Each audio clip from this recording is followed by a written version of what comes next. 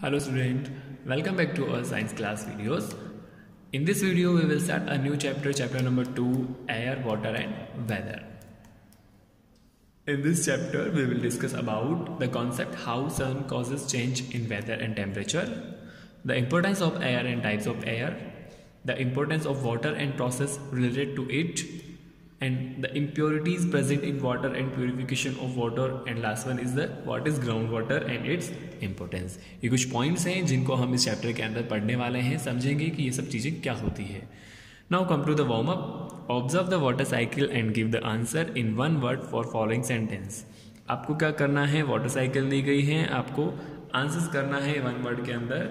इन sentence के बताना है कि क्या कौन सा सेंटेंस में क्या हो रहा है. तो सीधे first sentence, water get heated by the sun and rises up as water vapor. It means water जो है वो हीट हो रहा है किसके थ्रू, सन के थ्रू, और फिर वो कहाँ पर कन्वर्ट हो रहा है, वाटर वेपर में. तो वन वर्ड में क्या आंसर दे सकते हैं आप इसका.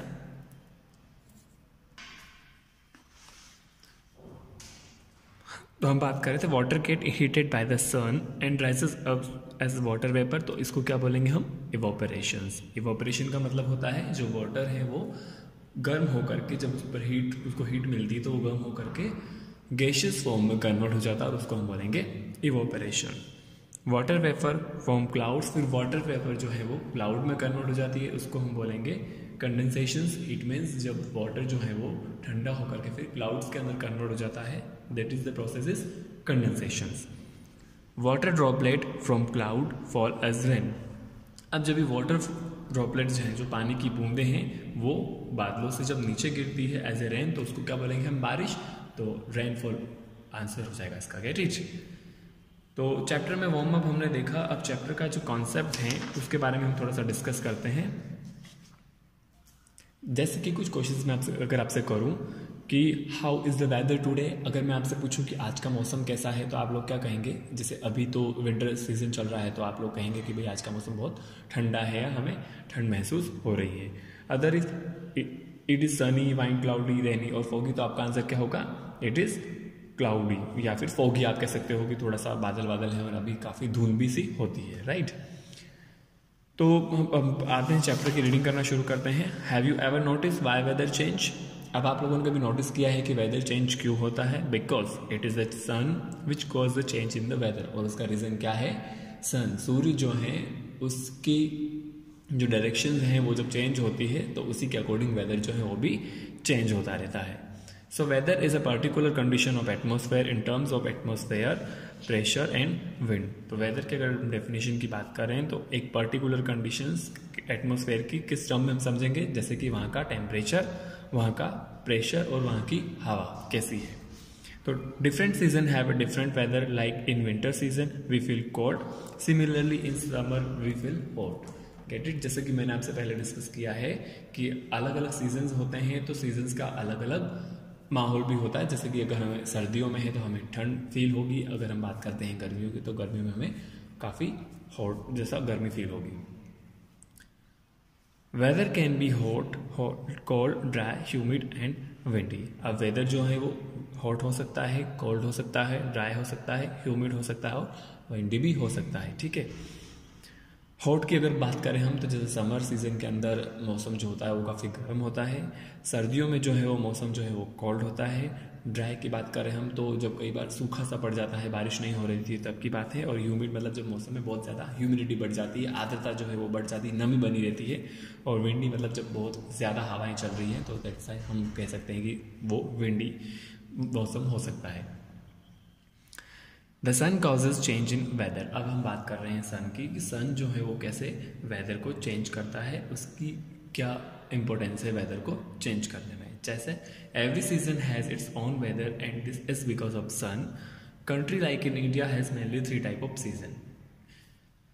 जितने भी सीजन्स हैं उन सब का अपना अपना वेदर होता है. जैसे कि अगर हम बात करें विंटर की तो विंटर में कोल्ड हम फील करते हैं. अगर हम बात कर रहे हैं समर की तो समर में जो है हम वो काफ़ी गर्म फील करते हैं.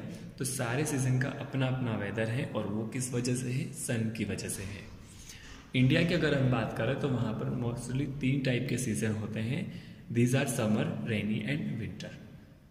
सर्दियों का मौसम, गर्मियों का मौसम और बारिश का मौसम. In summer season the weather is hot and dry in most part. Summer season में क्या होता है, नॉर्मली मौसम जो है वो बहुत ज़्यादा गर्म और सूखा रहता है। In rainy season the weather is quite humid, while in winter the weather is cold. Rainy season की बात करें तो जो मौसम है उस समय वहाँ पर थोड़ा सा ह्यूमिड रहता है, काफ़ी नमी बनी रहती है मौसम के अंदर और बारिश होती है। और साथ ही साथ अगर हम विंटर की बात कर रहे हैं तो विंटर में जो है वो काफ़ी कोल्ड बना रहता है मौसम, काफ़ी ठंड लगती है। Weather change from hour to hour. Different weather conditions are observed in different countries at the same time because of the position of the sun. Weather जो है वो प्रत्येक और चेंज होता रहता है, घंटा टू घंटा जो है वो बदलता रहता है। जैसे बात कर रहे थे हम कि वेदर की जो कंडीशंस हैं वो डिफरेंट कंट्रीज़ के अंदर अलग अलग हो सकती है एक ही टाइम पर। बिकॉज क्योंकि सन की जो पोजीशन है वो चेंज होती रहती है। जैसे इंडिया में अभी सन की पोजीशंस इधर साइड में है तो वहाँ का जो कंट्रीज़ का टेम्परेचर है वो अलग साइड से होगा। दैट्स वाई सेम टाइम पर अलग अलग प्लेस जो है वहाँ का जो टेम्परेचर है वो या वेदर जो है वो डिफरेंट हो सकता है। अब कुछ फैक्टर्स हैं जिनकी वजह से वेदर जो है उसमें चेंजेस आते हैं। तो बात कर रहे हैं हम सन कॉजेज चेंज इन टेम्परेचर। सन जो है वो टेम्परेचर के अंदर कैसे चेंजेस लेके आता है। तो afternoon is the hottest part of the day because the position of sun is overhead at that time. Afternoon जो दोपहर का समय होता है वो सबसे ज़्यादा गर्म पार्ट होता है पूरे दिन का, बिकॉज जो सन की पोजीशंस है वो हमारे ओवरहेड होती है। ओवरहेड मतलब बिल्कुल सर के बिल्कुल सीधा होते ही उस समय सूर्य की जो रोशनी होती है वो तो वो बहुत ज़्यादा गर्म पार्ट होता है पूरे दिन का। So the sunrays fall directly on the ground but the position of the sun is low in the sky in evening and morning. तो क्या होगा, दोपहर में जो सनरेज होती है वो डायरेक्टली ग्राउंड के ऊपर गिरती है, जिसकी वजह से ग्राउंड जो भी पार्ट है वो बहुत ज़्यादा गर्म हो जाता है। धीरे धीरे सन की जो पोजीशंस हैं वो चेंज होती है, जैसे कि इवनिंग या मॉर्निंग, तो उस समय जो सन रेज होती है वो इनडायरेक्टली नहीं आती है ग्राउंड के ऊपर। दैट्स वाई वहाँ का जो टाइम होता है वो थोड़ा सा कंफर्टेबल और थोड़ा सा नॉर्मल होता है। So it's not that hot eight that time. तो उतनी ज़्यादा गर्मी वहाँ पर तब नहीं होती है। किस समय, मॉर्निंग एंड इवनिंग टाइम में। अदरवाइज आफ्टरनून की बात करें तो सनरेज जो होती है वो डायरेक्टली ग्राउंड के ऊपर गिरती है, जिसकी वजह से वो हॉटेस्ट पार्ट है होता है पूरे डे का। Now sun causes winds to blow. अब सन जो है वो हवाओं विंड्स को कैसे अफेक्ट करता है बहने में।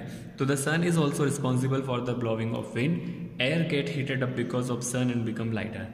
तो क्या होता है, जैसे ही सन की जब रोशनी पड़ती है अर्थ के ऊपर तो एयर जो है वो क्या होती है, गर्म होकर के हल्की हो जाती है। The warm air rises up, और फिर क्या होगा कि जो गर्म हवा है वो उठना शुरू होगी, और फिर at that same time cold air is heavier comes down and take its place. और वहीं अगर हम बात करें जब सूर्य की रोशनी कम होती है या जब सूर्य अस्त हो जाता है, दैट्स टाइम जो ठंडी हवा है वो कूल डाउन हो जाती है और फिर वो अपने उसी स्थान पर रह जाती है। This is the cause the movement of air which is called wind. और इसी मूवमेंट को, सन के मूवमेंट को, जब वो हीट कर रहा है विंड को या फिर जब वो कोल्ड कर रहा है विंड को, तब उस मूवमेंट को हम बोलेंगे wind. Now sun causes change in the state of weather. अब सन जो है वो वाटर की स्टेट को कैसे चेंज कर रहा है। तो वाटर की स्टेट फर्स्टली कितनी होती है, 3 स्टेट होती है, solid, liquid and gaseous form में। जैसे अगर हम वाटर साइकिल की बात कर रहे हैं, हमने प्रीवियस क्लासेस में वाटर साइकिल पढ़ा है कि जब सबसे पहले लिक्विड फॉर्म होती है वाटर की तो इवापोरेट होकर के गैसियस फॉर्म में कन्वर्ट होता है, देन फिर वो वापस नीचे आता है तो वापस वो लिक्विड फॉर्म में कन्वर्ट हो जाता है। तो इसी फॉर्म वाटर साइकिल के थ्रू हम इसको समझेंगे। तो we know that water exist in 3 form, solid it means ice, liquid it means water and gaseous means water vapor. When the sun ray fall on the river, pond and seas, the water get heated up. जैसे क्या होता है, जब sun rays जो होती है वो ground के ऊपर आती है, ग्राउंड पर जो वाटर के स्रोत हैं जैसे कि रिवर हैं, पॉन्ड हैं, वहाँ पर जब गिरेगी तो वो क्या करेगी, उस वाटर को हीटेड कप करेगी, गर्म करेगी। तो उससे क्या होगा कि वो जो वाटर है वो किस में कन्वर्ट हो जाएगा, वाटर वेपर में। So this water then change into vapour and from cloud. फिर वो वाटर वेपर जो है वो क्या बनाएगा, क्लाउड्स बनाएगा।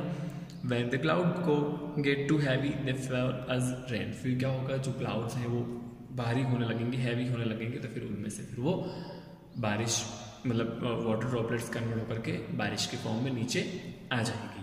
So this is process is called water cycle, और इसी पूरी प्रोसेस को क्या बोलेंगे हम, वाटर साइकिल। ठीक है, जैसे पहले वाटर जो है वो इवोपरेट हुआ, इवोपरेट होकर के वो फिर कंडेंसेशन के फॉर्म के थ्रू होते हुए उसके क्लाउड्स बने, देन क्लाउड से वापस वो कन्वर्ट होकर के रेनफॉल में नीचे आ गया।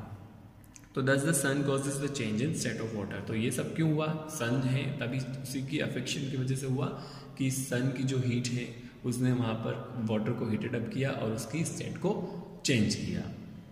तो इस प्रकार जो सन है वो वेदर के अंदर चेंजेस लेके आता है। Get it student?